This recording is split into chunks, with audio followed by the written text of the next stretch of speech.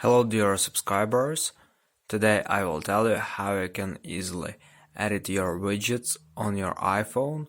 So for doing this you just need to turn left and just scroll down until you will see here edit button. So just click on edit button and here you will see in first thing you see it's all of your apps that you successfully added before to your widget. So also it's added by default, so you can delete them by clicking on the left button.